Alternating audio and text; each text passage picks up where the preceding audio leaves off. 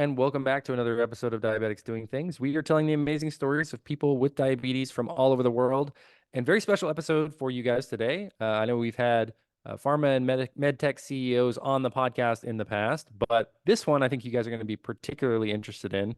We've got Brian Connelly from TheracosBio calling in, and he is going to talk to us today a little bit about his background, as well as introducing us to Theracos and their breakthrough SGLT2 inhibitor product that is hitting the market, Brenzavvy. So, Brian, welcome to the show. Thanks for having me, Rob. Great to have you here. Just for our listeners, just to kind of humanize you a little bit, I think that's one of the things that we really try to do when our executives come on is just connect to the person behind the title. So let's talk a little bit about you and your background and how you landed at Theracos. Sure. Okay. Well, I'm a lawyer by training. Well, I'm 53. I'm a lawyer by training. I have been working in and out of industry in biotech and life sciences for the bulk of my career. I've been in-house lawyer at a public company, business development at a public company. I've started companies, some more successful than others. And when the folks at Theracos called me about joining Theracos and given the mission that Theracos has, I was really excited about it. I actually have to be honest, at first I was not, I told him I was not so sure about it. And then I was having dinner with a really good friend and he sort of said, wait a minute, you have an opportunity to work with a company that is doing something noble for once and trying to is not actually going to try to gouge everybody. And you're going to say no, like wake up. So I called back and said, yeah, maybe I should be more excited about this opportunity. So that's sort of the progression of how I landed here. And I've been at Theracos coming up on 8 months now, and it's been great. That's awesome. And we're definitely going to dig into a little bit of that noble mission for Theracos compared to, some of the other competitors. But one thing about your background as I was researching you that I think we've got to bring up because I think our listeners are really going to like it. You were working prior to Theracos on an oral medication for feline diabetes, so for cats with diabetes. So I don't want to spend too much time on that rabbit trail, but I had to ask you about it. Yeah, so I've started a couple companies, one crashed and burned. I always feel like I should not gloss over that because it's important, like failures are okay. And it crashed and it burned. But with a group of people, we started a company called Increvet that used the same compound, vexiclofloxacin, to develop it was the first oral treatment for feline diabetes. Prior to the product name was Bexacat. Prior to Bexacat being approved, there was only insulin therapy for feline diabetes. And we had in-licensed that from Theracos, that technology from Theracos, which is how we're using the same compound. And that's also how I knew the board and investors of Theracos.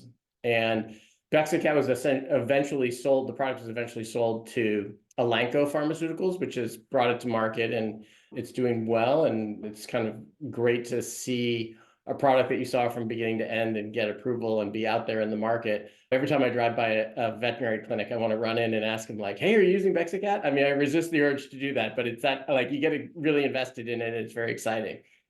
And so that's what led me to being at Theracos. I knew the compound, I knew the folks, I knew the investors, I knew the board. So they reached out about, I don't know, maybe it was like 18 months after the sale of Increvet, they reached out about the Theracos opportunity. Wait, I have to cut in really quick. That is an incredible story, but also I find that we work in areas that we're very passionate about. So are you passionate about cats with diabetes, baby? Is that part of the story? Or was it just an interesting venture and you were like, this seems cool and you tried it out? So I'm going to answer that. I will answer that question. I'm going to take a little bit of a divergence, but I'll answer the question. And the preview is I'm not a cat person, but sorry, I'm much more of a dog person. And no, early in my career, actually my introduction to the world of biotech was through a veterinary pharmaceutical or a veterinary diagnostics company that also had a pharmaceutical division. So I knew the veterinary market pretty well through that work. I worked in the business development role for that company. It's called IDEX Laboratories. And I worked in a business development role. I got to know the market really well, had a lot of good friends and colleagues from that experience, and teamed up with a really good friend and colleague from my IDEX days to form Increvet. And so I can't say I had a passion for feline diabetes. And like I said, I'm much more a dog person. I did have a passion for working with people I like and people I trust and people I think are interesting and exciting. With regard to my interest in things like, novel therapeutics, I actually have a long history with, I don't have type 2 diabetes, I don't have type 1 diabetes, but I have Crohn's disease, if you know what that is. And so I spent a lot of my youth in and out of hospitals being treated for a chronic illness. So whether it's on the veterinary side or on the human side, like anytime there is a chronic disease, that there could be something with my legal training. I'm not a scientist by any stretch, although I like to feel like my high school science teachers would be really impressed with the level of knowledge I've absorbed in my career and can sort of synthesize and regurgitate in a coherent way. But my experience having a chronic illness sort of makes me interested in working in that space. And so that's sort of the nexus for me. Not as much working that I love cats. It's just that it was the chance to do something that had never been done before. It would be the first in its class, and it was first in its class oral therapeutic for feline diabetes. And whether it's cats or humans, doing something that alleviates chronic illness, it speaks to me.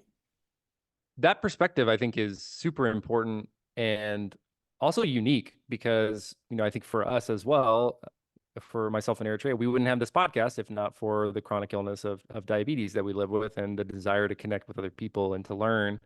So it really is interesting to me how life with a chronic illness can kind of point you in directions that maybe you wouldn't have chosen otherwise, and give you a perspective that, of a patient, whether you're living with the exact same chronic illness or not, understanding, living with and managing and having to solve for a disease that doesn't go away and, is difficult day in and day out, I think offers a unique perspective, especially on the, business side and, leadership side. It does. I mean, work is hard. I tell this, I have 2 college-age kids, and I say they call it hard work for a reason. It's really hard. And I'm not a big believer in telling people, like, if you find your passion, you'll never work a day in your life, because I think that's misleading, because work just is hard. But if you're invested in what you're doing, the hard work, at least you understand why you're doing it, and it fits in where the puzzle pieces fit, rather than just working hard at something that doesn't speak to you at all. I think, rather than trying to find your passion, I just like, find something that actually speaks to you. It's not going to make you love every moment of it, but at least makes it easier when you're up at 2 in the morning doing work. 100% agree. And that's something I actually talk a lot to athletes about with my background in basketball is, I love basketball. I loved it every day, but I did not love all the work that it took to play at a high level. And I think that's where, that phrase, if you love what you do, you'll never work a day in your life. I understand the sentiment, but in practice, in reality, it is a lot of work and it's a lot of answering that bell even when you don't want to. And I think that's something that, really reinforces how much you do love it and how rooted you are in that cause, like internally, because you got to get out of bed and you got to answer the bell every day in and day out. Like you said, whether it's 2 o'clock in the morning or 5 o'clock in the morning, working late or up early, you got to find something that can power your ability to answer the bell. So yeah, I don't want to get too far afield, but I will say, like, I'm one of these people who, like, I feel very lucky. I have a phenomenal wife, and she brings something to the table that I learned from that I don't have. And she's incredibly disciplined. And she said something to me. I don't think it's novel thought, but once she said it, it sort of resonated with me. So I now say it to my kids all the time, which is the only difference between people who, like, are motivated to do, like, who have discipline to do the things they love, is it's not easy. They just do it.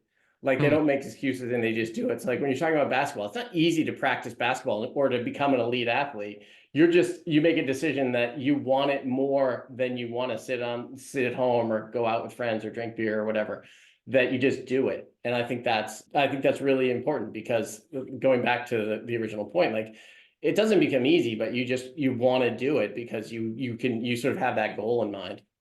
Again, not to get too far afield, but one of the reasons why I'm excited about meeting with you and like the idea of your podcast is, when I was first diagnosed with Crohn's disease, there wasn't a lot, like, it wasn't talked about the way it is now. Like, given the nature of the disease and gastrointestinal issues, like, people didn't really talk about it.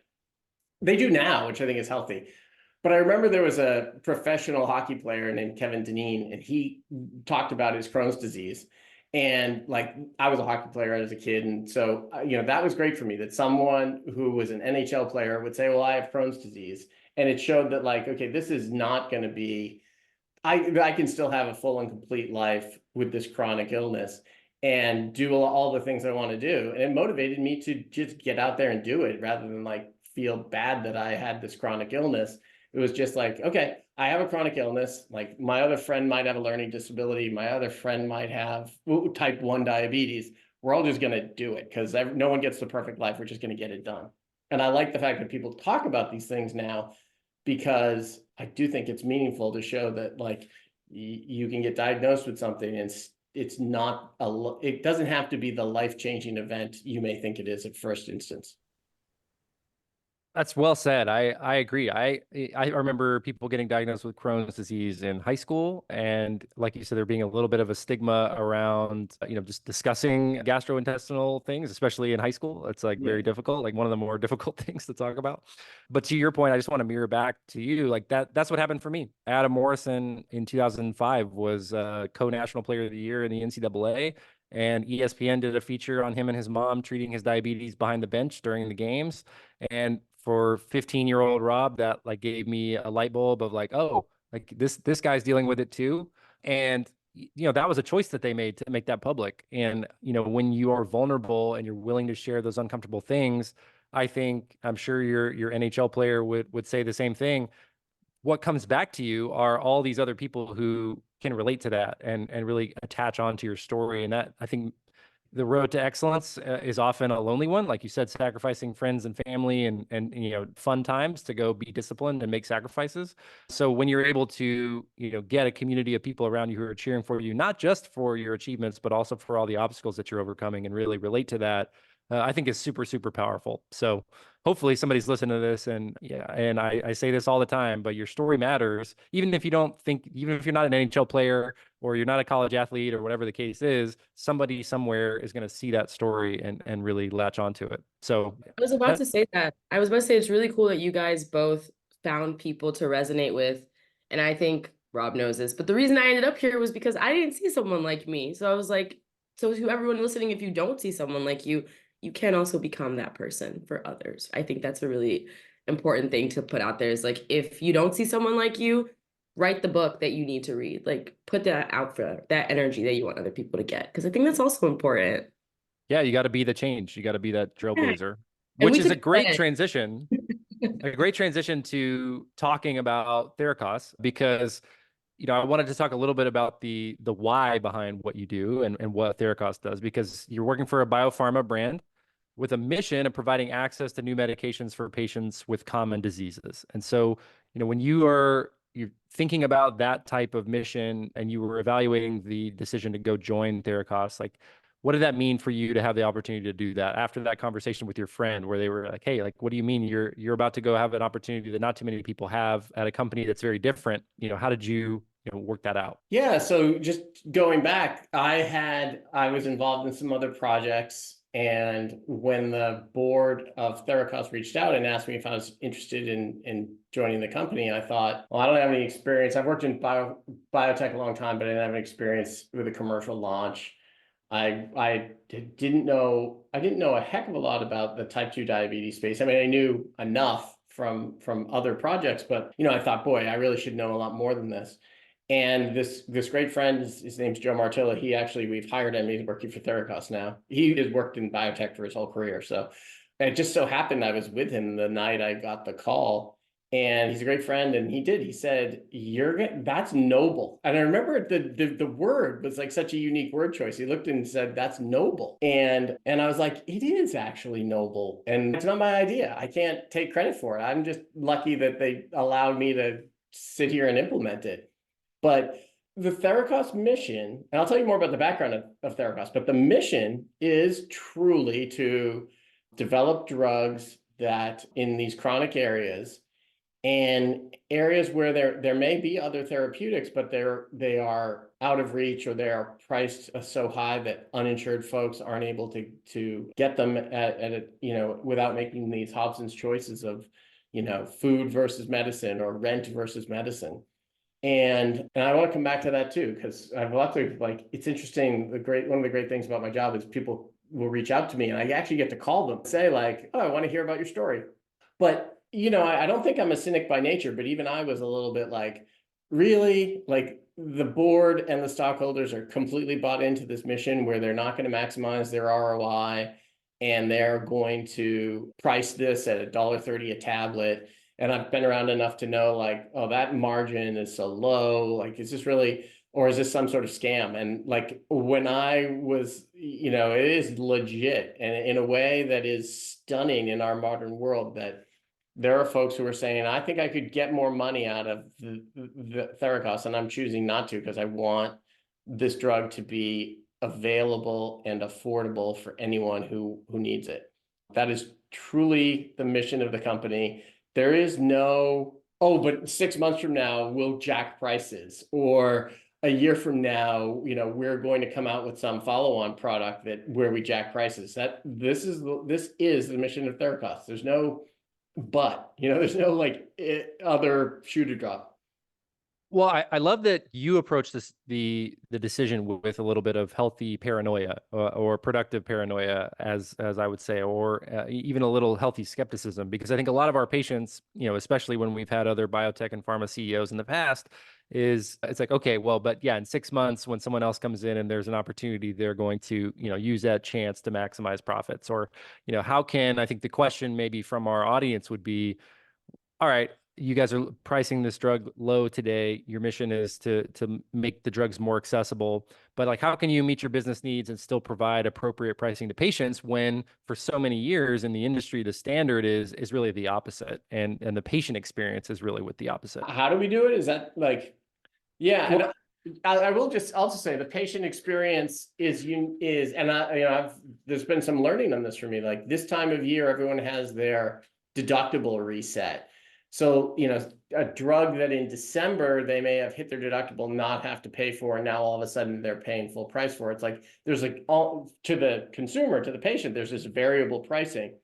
Ours is not. Like, if you want it, it's $50 or less a month, and it'll be $50 or less a month, regardless of what your deductible is. How do we do it? We do it because we are accepting a lower margin on every tablet we sell, because our investors and are truly committed to doing that and understanding that. Well, I think they understand two things. We are trying to forge a new path and a new way of selling drugs. So we're not going through PBMs. We're not covered by payers. We are focused on anyone who wants the drug can come and pay us for it. Everyone gets the same price. And going through like Mark Cuban's Cost Plus Drugs, we're trying to keep their transparency there. So, it's not like we are selling this for, $4 and the Cuban's selling it, that there's full transparency.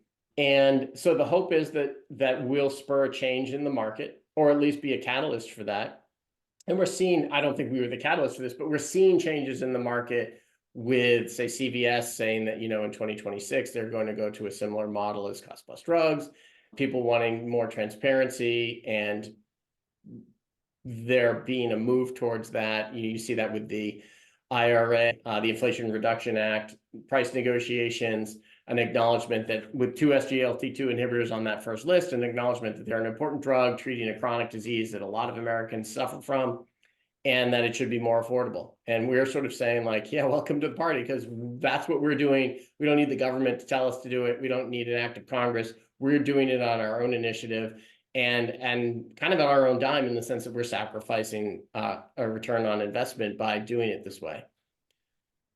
Well, it's interesting too, because as those regulations change, you guys are already set up to operate within that new structure. So, you won't have to really make, it won't be an adjustment, right, on the business side. But I want to talk a little bit about this, and Eritrea actually worked on an article about Brenzavvy last year. So I want to give her a chance to kind of talk a little bit about some of the data around people with type 2 diabetes and using SGLT2 inhibitors, but then also dropping off because of the high percentage of, or like because of the high cost. So Eritrea, I know you have the stat from that.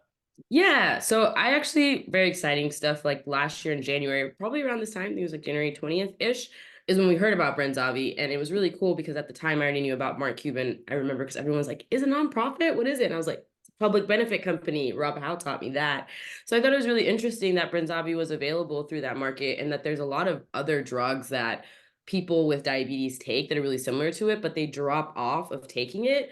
The study that was funded within this article that we like wrote about said that it showed that from 2015 to 2019, only 12% of insured adults with type 2 diabetes in the US took an SGLT2 inhibitor, and that among those who start, about 50% stop treatment within a year due to high cost and insurance barriers, which is insane. And just to give like an example, so one of the other drugs that's very similar, that's within the same drug class, it started on the site for $244 for 30 tablets, like at cost plus this one.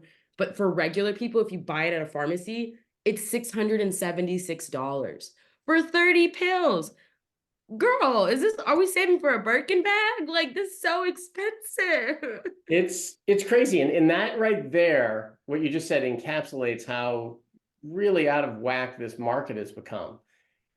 Because I guarantee you, I know the company you're talking about, we won't name them, but I guarantee you they're making really good money at the, whatever it was, 250 for a 30 count supply. So this, 600 plus for a 30 count supply to the insurer. I mean, it's crazy. This variable pricing for different outlets is crazy. The amount charged for drugs that, drugs, it costs money to make drugs. I mean, I think when people talk about affordability, I'm very sympathetic to that, but also we can't go to affordability in a way that inhibits innovation. And so the point I'm getting at is when we get to year like 18 or 19 of the patent life on these products and they're still charging that amount of money, the argument that they haven't seen a sufficient return on the capital they invested in R&D is sort of flies out the window. So I understand this for a while, but afterwards, it just seems like it's price gouging. The statistic about half of people abandoning treatment on SGLT2 inhibitors is one that kind of speaks to our mission. I mean, that's what we're trying to address, is that if folks need to be on an SGLT2 inhibitor or should be on an SGLT2 inhibitor and they can't afford it, that's sort of where we think that's the gap we feel we're filling. The other interesting statistic is, and I don't have a firm number on this, I've been told that it could be as high as 30%, but this metric, different companies call it different things, but I'll call it return to inventory right now. This metric where like you go to your doctor says you should be on an SGLT2 inhibitor, they prescribe you a drug, it gets called into your local pharmacy sends you a text message and says your prescription's ready, come on down and pick it up. And then they say, well, that's going to cost you $300. And you say, I can't afford that. And then the pharmacy has to put the pills back in their inventory. So it's return to inventory. That I've heard it is as high as 30%. So 30% of people go to pick up their prescriptions, the prescription that the doctor said that they need. And they go to buy it and they say, I can't afford it, put it back in inventory. That to me is a shocking number. And that's why we're here. A lot of these companies will have these patient assistance programs, these PAPs. So you'll see them in the commercials that say, like, if you need this drug and you can't afford it, like, reach out to us here. It's our patient assistance program. And I joke around that we don't, because a few people have asked what's the patient assistance program at Theracos, and I joke, but it's true. I say the patient assistance program is TheracosBio, that our entire company is priced at the same level most companies would put their patient assistance program price at. So let's talk about it, because it's, compared to the number that Eritrea put out of the competitive product, which was $250 through cost plus, $600 over the counter at another pharmacy. In that same class, Brenzavvy is available for under $50, I think is that Plus shipping. Yeah, around $50. Yep. Mm-hmm.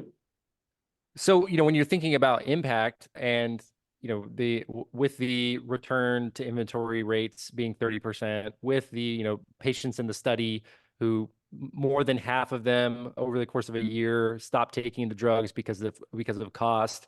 When you think of the impact on patients with diabetes as Brenzavvy gains awareness and market share, what are you guys internally at Theracos talking about that sort of impact and that groundswell of momentum? Well, I think that the societal impact can be enormous. So setting aside that I hope what we are doing will at a minimum allow others to say, oh, that's a path we could follow, or allow other pharmaceutical companies, whether they be large or small, to say, well, let's try that model because we're making enough money on this other stuff that we can do this for important drugs that treat chronic diseases.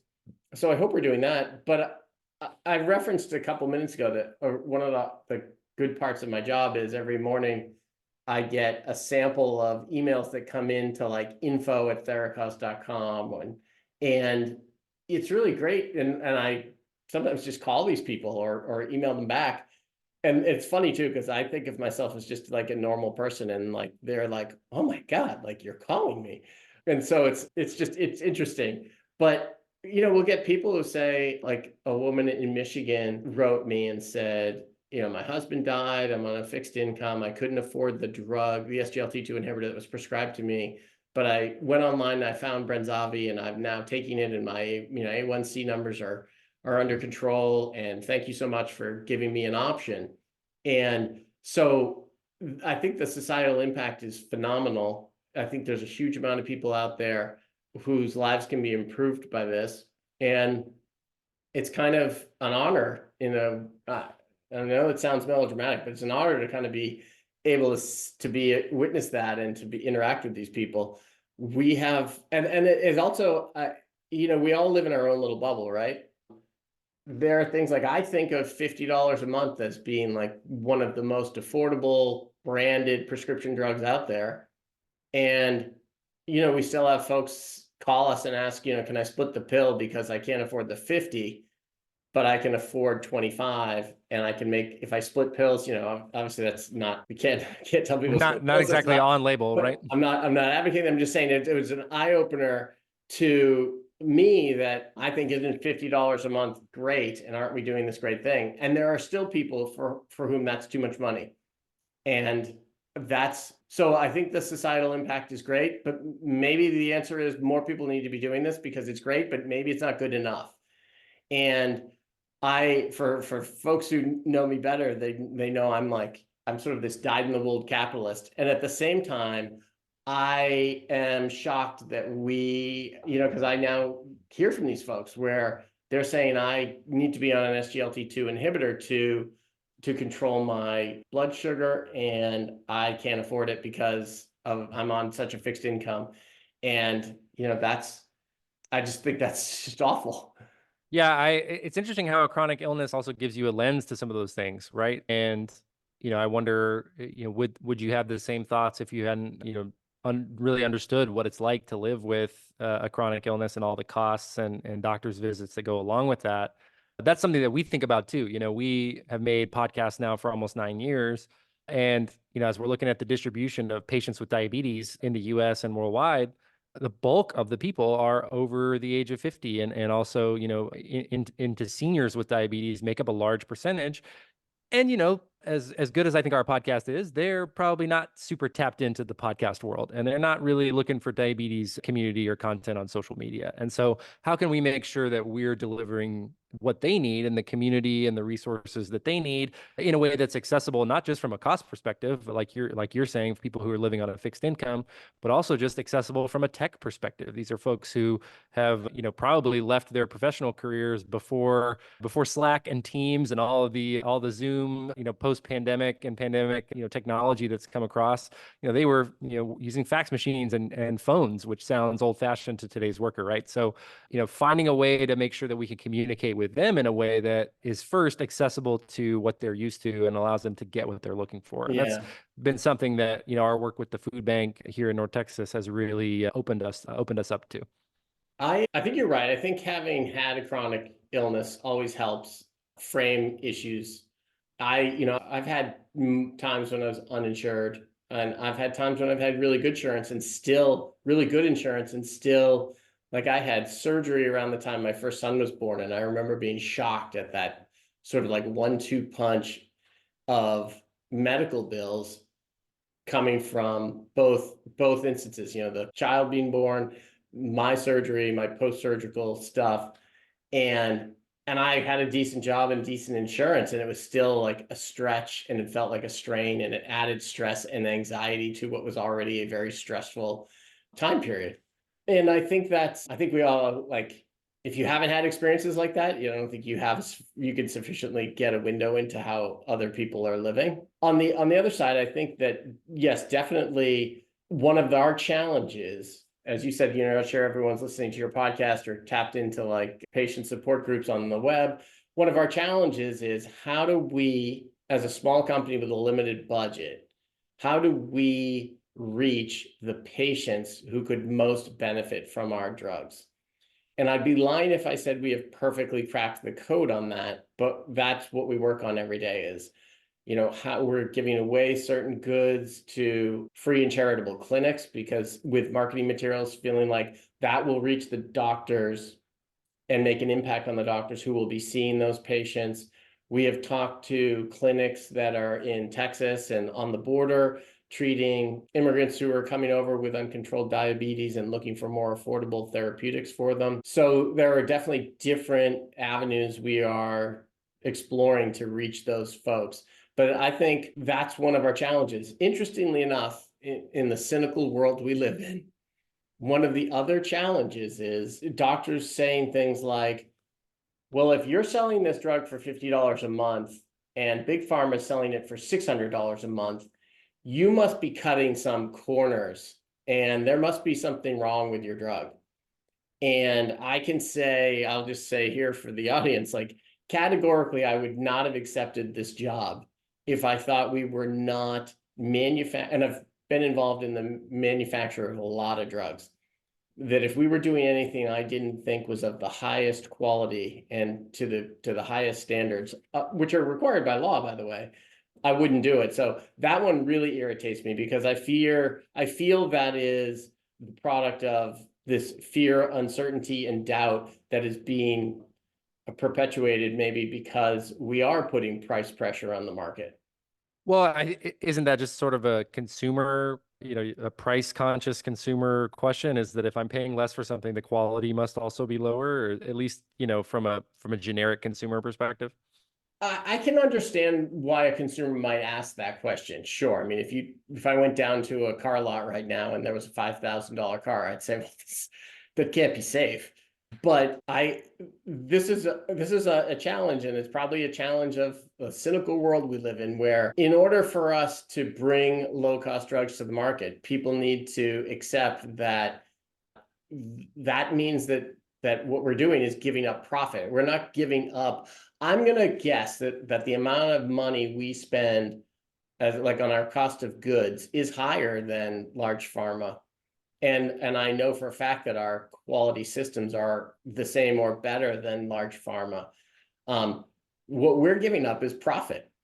It's not that we're cutting corners on the manufacturing. It's that we are voluntarily giving up an enormous amount of that margin. So just because a drug is being sold for, say, $20 a day or $18 a day, it doesn't cost any. The cost of goods isn't any different. It's probably even lower than what we're doing.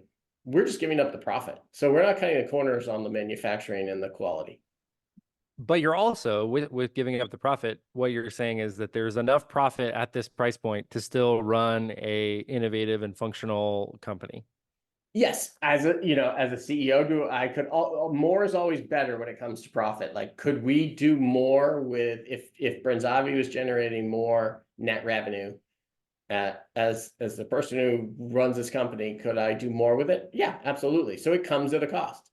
It limits what we can do in terms of second, third, fourth products in our pipeline. But that's the mission of the company. So that's what we're doing. If we wanted to be just another pharmaceutical company, maximizing our profit and coming up with like a pipeline of 100 products so that we could make more money, then that's the model we'd follow. But that's not really what we're doing. And so we're following the playbook that we've written for us. How do you, because you mentioned having buy-in from the board, you mentioned having, the culture at Theracos is fully aligned with that. How do you find, whether it's hiring folks or whether it's, the board members, like where does that mission and what powers that? Because I think there's always going to be, like you said, you've come from the pharma background, the playbook. It's been done that way for quite some time, and you guys are changing it. How does everybody stay aligned, and how do you create that culture to continue to, like we talked about earlier, wake up day in and day out, put your heart and soul into, working at the company. It's hard work, and, knowing that you're limited in what you're able to do because of the profits, but you guys know it's the right thing to do. Yeah. Well, one of the reasons I was hesitant to tell too much about me is because I've just been in this role for 8 months. There have been folks at Theracos who have worked for a decade developing Brenzavvy and have put their heart and soul into it, and they deserve a lot more of the credit and for the vision of this. We are a small company, so we are run less like a large pharmaceutical company and more like, a small business. I grew up in a family-owned business, and it feels way more like that, where I can't say we ruled democratically, but I certainly, anything major that happens in the company it doesn't happen unless there's really buy-in from the core group of folks who've been here and built this company for a very long time. And, I've had a lot of positions and over my career, and every now and again, you sort of just luck into working with a group of people who are really good at what they do, are really committed to doing it, and are also just doing it with a smile. When I mentioned before Increvet, why did I get into feline diabetes? When a reacher asked me, I said it was because it was more about the people that I was interested in working with. And I know it's like cliched to say this, but the people at Theracos are phenomenal. They are geographically diverse, so I don't see them face to face very often. But everyone just works like crazy, works with a smile. There's no nonsense. Everyone's just focused on the mission. And that, again, I can't take credit for that. That comes from the top down. We have a lead investor who has said, this is what Theracos is all about, and this is how I want it to be. He's also on our board. This is how I want it to be. And when they reached out, and that was sort of the litmus test of how do you, if I had said, well, I don't know if I'm aligned with that mission, I know it would have been immediately disqualified from the job. So it was sort of, this is what the mission is. Do you want to do this? And as I mentioned, at first I was like, I'm not so sure. And this good friend of mine who said, like, how could you not do that? That's how it came about. So that's sort of, that's the why. It's really top down, and I'm just kind of lucky enough to be asked to do this for the last 8 months. I can't take credit for the mission other than, trying to implement it every day. Yeah, I think, that really was one of my sort of last questions in the interview is, what should we tell patients about Theracos, and like what's behind it, and how can we sort of humanize it? And that's a really great way to do it. I think, full alignment top to bottom with people who've been there a long time, who have been working to bring Brenzavvy to market. And now that it is, how do they continue to grow from there? I want to talk a little bit about access and distribution, and for people who are listening who want more information. Obviously, we talked about Mark Cuban's Cost Plus drugs. How does your relationship with Cost Plus and other pharmacies like it in that model contribute to Brenzavvy's success and getting it to more people? So the Cost Plus drugs was huge in the launch of Brenzavvy. We only launched through Cost Plus drugs. Subsequently, and it still continues to be a great outlet for us. And I can't say enough positive things about the team there. That's been a really important part of bringing the vision of Theracos to reality. The other reality is that we need to have broad distribution of our drugs. So we still have arrangements where you can go to a local pharmacy and get Brenzavvy. And so we are distributing in other places other than Cost Plus drugs. But I think I love the model. I think the mail order pharmacy is sort of it's not really even the wave of the future anymore. It is sort of the present. I love the transparency that's, right on the page. It shows you how much they buy Brenzavvy, that they buy Brenzavvy from us from $39 a bottle, and here's their cost. And I think that works for folks to understand that they're not getting gouged, which is the whole point here. And so I think that, and they're a lot like us in that they are trying to do things differently. So there's a lot of symmetry there, and I think it works. I know it works for us, and I'm pretty sure it works well for them too. Yeah, I think, for me, just putting myself in that patient/consumer mindset, just being able to, look at that cost, see where the markup is, and, be able to say, all right, well, I'm aligned with what this looks like and the economics behind it. It's a good experience. And I know that it's one that's been missing, and it really does meet a need for patients who are, looking for a different way to afford their medication. So, I definitely want to, as we kind of like round out our time, things that, for the patient that may be interested in, taking a look at Brenzavvy, where should we send them? And then, any sort of parting thoughts about, Theracos and, what's to come and what we should expect to see from you guys very soon. So to learn more about Brenzavvy, just go to Brenzavvy.com or ask your doctor. In fact, anyone who's listening to this, I'd love them to ask their doctor, just because, as I mentioned before, one of our challenges is making sure all doctors are aware of that we are out here, that Brenzavvy is available. It's affordable alternative to other drugs in the class. That is, I think, our biggest challenge, given our limited marketing budget vis-a-vis the other drugs in the class. And they can find more online just by Googling Brenzavvy. We have a lot of publications that summarize clinical data. So if anyone wants to dive into the minutia on how our clinical trials were conducted, we are everybody. I mean, this isn't unique to us, but we're very transparent about that. And I would encourage folks to know that our goal is to keep this cost constant. There's no other shoe to drop here where we're going to have some huge price hike. That's not something that Theracos is going to do. And that we are not, like, as I mentioned before, there's no corners being cut here. We're just giving up our profits, a lot of our margin, so that this drug will be affordable to many. And I know from the feedback we're getting that resonates with a lot of people. And as in Ritra, keep mispronouncing your name, I'm sorry. As you mentioned before, there are a whole lot of people out there who should be on an SGLT2 inhibitor and are not. And, we think that doctors, when they understand, once they have more awareness of Brenzavvy, will start prescribing Brenzavvy in those situations. I'm glad there's an option for people. I mean, I have a dad who lives with type 2, and he's on an SGLT2 inhibitor, but I do look at all the drugs and I'm like, wait, why this one? Why not that one? And I think it's interesting that with Brenzavvy, just one more statistic, just because I did the research on this article and I like to toot my own horn. But I thought it was also really interesting to find out that in Brenzavvy with adults with type 2 diabetes, not only is it cheaper, but we found that on an average, the participants' A1C levels dropped. So like, as an example from this study, it was like a lot of the people started around 8.4 or 8.5, and their A1C levels would drop to like 7.45.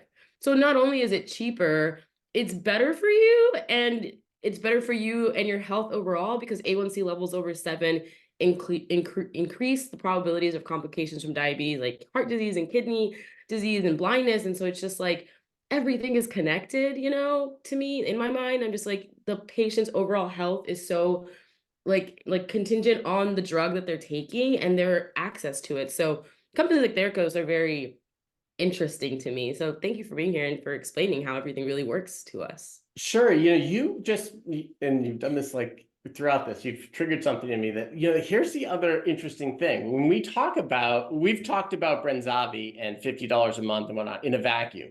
The reality is people with type 2 diabetes have other health issues. So Brenzavvy is it's rare that Brenzavvy is the only drug they're on. So it's not that they're going from, $600 a month of drug costs to $50. It's that it's going from like $1,200 a month for all of their drugs. And we're taking one big chunk of that and compressing it down to $50. So it's really the benefit of having a low-cost drug if we could get other manufacturers to do this, would be to really compress the amount of money folks are paying for all of the drugs they're on. It's not just that there's one. And so you're right. I mean, and then the ancillary benefits to society of having more people. I mean, 1 in 10 Americans have type 2 diabetes. So having 10% of the population have better glycemic control would reduce the ancillary effects that happen when someone does not have good glycemic control, and the overall impact on society and healthcare spend that would result in could be enormous. I mean, so I really do think what we are trying to do, and I mean, we're not, other companies are out there trying to do this too, but that what we're trying to do with low cost drugs is also has a huge societal impact for folks when we think about the ancillary health issues that might be avoided because they are on a drug that maintains their glycemic control. Well, and that's the public health angle as well, and like getting involved with the payers, where you're able to say, all right, well, these people are able to afford our drug for longer, more consistently. The adherence rates are higher, the outcomes are better. Here's the research that supports it. And to your point, like there are other medications that type 2 diabetes patients are taking for, the host of other issues and complications that go along with it. And offsetting the burden there increases the outcomes across the board and then limits that cost longer term because of hospitalizations or complications or, any other of those complications that we talk about that we are sort of taboo discussions in some cases. But, we're here to talk about those on this podcast and make it accessible that, those are all part of this journey. So Airtray, before we go, you have I wanted to talk about this just for because it's just so interesting to me about how, and we say this all the time, Rob, how things sometimes are clandestine, like you're just in the right place with the right stuff. I think it's so interesting that Cost Plus Drugs is a public benefit company, but their CEO, not the founder, Mark Cuban, but their CEO, Alex Oshmanansky, he has diabetes. And so it's like, he's the right guy for that. And then you were like living with Crohn's disease, and you were the right person to take Theracos because you understood like how that patient connection was there. And then you guys connected. And I think that's so like right place, right time. And now you're here so that more people can hear about it. And I just think that's so smart and also just such an intentional way of going about business. So it kind of brings me back to what you were saying at the beginning, where it's like, if you're really passionate about the stuff you do, it is going to be work, but maybe it's not as heavy as a load because you're in the right place for the right people. And I think that's really important to like touch on because yeah, it's cool. It is cool. And I find it very humbling to do this job. And I'm grateful that I have the opportunity to do it. And and like I said, one of the great parts of my job is getting these emails from patients. Well, I would say too, you were talking earlier about how Theracos operates much like a family-owned, like a small business. Having the CEO respond to patient inquiries is very much that, and I really like it. So, I think, back to that synchronicity, I want to and mirror some of that gratitude to you for coming on, giving your time today. I know that our listeners really enjoy hearing from the behind the scenes and the leadership positions at some of these companies, and I think that they're really your answers and Theracos's mission and having that alignment all the way through, the top to bottom within the organization is going to be really exciting. And we will include not only the link to Brenzavvy.com in the show notes, but also to the article that we've referenced with all the research in there that Airtray worked on last year as well. So if you're looking for more information from the podcast, it's there in the show notes. And Brian, I really wanted to thank you for the time this morning. Thank you for giving our listeners your time. Thanks for having me. I really appreciate it.